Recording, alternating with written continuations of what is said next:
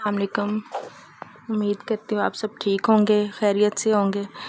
ये कुछ कपड़ों की मैं आपको कहानी बताने लगी हूँ। है तो खैर उल्टे, क्योंकि मेरे एक हाथ में मोबाइल है और दूसरे हाथ से मैं ये आपको दिखा रही हूँ। ये छोटे छोटे कपड़े हैं। ये जो इनके पापा हैं उनका नाम है हफीज़। तो उनकी ना एक फ्रेंड है उनके, तो वो उनकी वालदा जो है ना, वो इनको अपना बेटा ही उन्होंने बनाया हुआ है। तो ये जब उनको पता चला ना कि हफीज़ के घर ट्विंस बेटे पैदा हुए हैं, तो वो ना, ये अभी 1 माह के थे, तो वो अपने बेटे के साथ जब इनको देखने आई, तो उन्होंने 10-12 सूट थे जो इनके लिए ना सिलाई करके लाई खुद। तो कुछ बड़े थे, वो जैसे जैसे उनके घर में कोई पीस पड़े हुए थे छोटे मोटे बेटों के अपने, तो वो लेके आई। तो अभी 2 जो इन्होंने वाइट ऑफ वाइट बॉस की जो जिसको कलर कहते हैं, वो भी इन्होंने वीडियो में पहने हुए थे अक्सर तस्वीरों में, वो भी दोनों वही लेके आई थी। यानी 10-12 सूट थे अभी।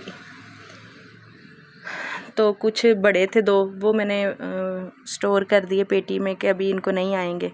जैसे जैसे उनको साइज़ थे ना कपड़ों के, उन्होंने वैसे वैसे वो सिलाई कर लिए। तो ये सारे ना अब तक वो, हालांकि 1 माह के थे जब वो दे के गई हैं, छिले में थे ये।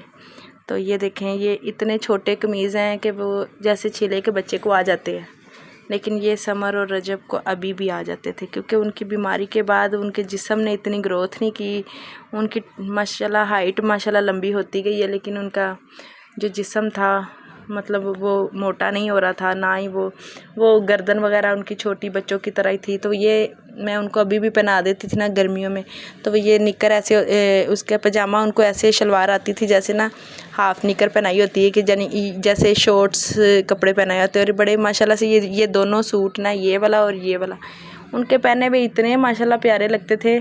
और जब ये 1 साल के थे तब इन्होंने पहने, तब भी पूरे थे, अब तक इनको पूरे थे। तो ये बताने का मकसद ये है कि उनके साइज़ इस तरह के हो गए थे, ना वो बड़ों में आ रहे थे ना वो छोटों में आ रहे थे। हम कपड़े लेने जाते थे कभी, तो मुझे समझ नहीं आती थी कि वो कौन सा साइज़, वो बच्चों का जब उनकी उम्र बतानी तो उन्होंने वो बड़े साइज़ निकाल देने उसी लिहाज से, लेकिन फिर जब देखना तो वो बहुत बड़े होते थे माशाल्लाह से। वो हालांकि 4 साल का बच्चा तो दौड़ता है, स्कूल जाने लग जाता है, वो उसी लिहाज से कपड़े दिखाते थे कि 4 साल या 3 साल के हैं। और ये हम अपने गांव गए पहली दफ़ा, ये वो ब्लैक सूट हैं जो आप लोगों ने हॉस्पिटल में लास्ट नाइट देखे थे उसके पहने हुए।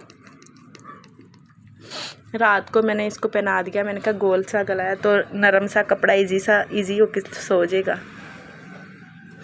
तो ये जब ये छोटे थे मेरा इतना दिल कर रहा था कि मैं इनको ब्लैक सूट ला के दूँ, तो दोनों को सेम ला के दिए। इनकी पिक भी आपने देखी होगी वो वीडियो में। तो जब ये 1 साल के थे ना, ये उस वक्त हमने लिए थे। और ये इन्होंने वहाँ पे हमारे गांव में इन्होंने एक शादी में पहने थे, और माशाल्लाह से उस दिन इन दोनों ने भी यही ब्लैक सूट पहने थे। इनके बड़े भाई ने भी ब्लैक सूट ही पहना था, और इनकी बहन जो है अबीहा, उसने भी ब्लैक फ़्रॉक पहना था। और माशाल्लाह से चारों इतने प्यारे लग रहे थे कि अभी जब मैं वो तस्वीर देखती हूँ तो एकदम से दिल फट जाता है कि कभी वो वक्त था कि चारों एक जैसे पहन के बैठते थे। और उसके बाद फिर उससे पहले एक दफ़ा इन्होंने ऐसे एक सेम ड्रेसिंग की थी। वो सबसे पहले इनकी फ़र्स्ट छोटी ईद आई थी, तो वो डॉट्स वाले मैंने ला के दिए। अबीहा की पैंट डॉट्स वाली थी, जैन का और समर का और रजब का डॉट्स वाला सेम सूट था।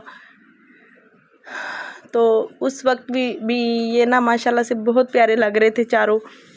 तो अब ये सूट अब तक उनको आते थे, क्योंकि वो मैंने बताया उनके हाइट और जो जिस्म वगैरह बीमारी ने वहाँ पे ग्रोथ रोक दी, हर चीज़ उनको आ जाती थी। अभी उनको, अगर वो 4 साल के थे तो उनको कपड़ा 1 साल वाला आता था, 1 साल के बच्चे का कपड़ा उसको दोनों को आता था। लेकिन जिस दिन वो फोत हुए हैं उस दिन तो वो कफन भी छोटा पड़ गया, 3 दफ़ा कफन चेंज करके लाए, फिर एंड पे आके उन्होंने आड़े रुख में उसको पूरा किया, क्योंकि वो नहला चुके थे और बाद में फिर जाना मुमकिन नहीं था, दोबारा दूर था। और समर की तो कब्र भी बड़ी छोटी हो गई, बाद में फिर उन्होंने अंदर से खुदाई की। और ऐसे ही रजब को साथ जगह नहीं मिली, थोड़ा दूर मिली है। दूर थोड़ा इतना जैसे मुझे हॉस्पिटल में तंग करते थे, कभी मैं एक को देखने जाती थी कभी दूसरे को, ऐसे ही अब कब्रिस्तान में भी है। पहले मैं समर के पास गई, बाद में रजब के पास भाग के गई, फिर जब उधर से याद समर की दोबारा आई फिर उधर भाग गई, फिर उधर से ऐसे ही।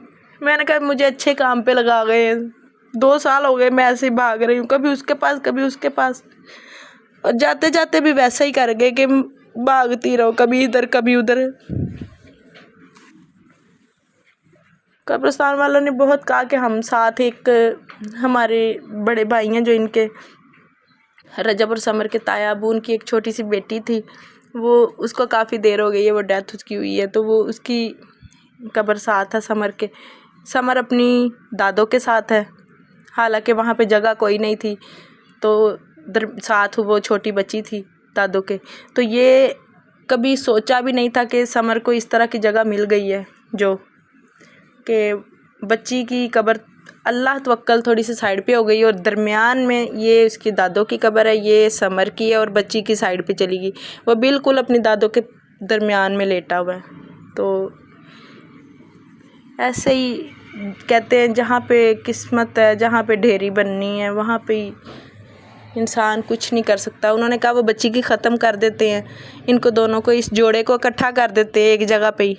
तो हमने कहा नहीं, वो बच्ची भी हमारी है, तो कोई नहीं, थोड़ा सा फासला भी होगा तो किसी की ख़त्म करके हम बनवाएं, वो तो गलत बात है ना। वो बच्ची कौन सा किसी गैर की है, वो भी हमारी है।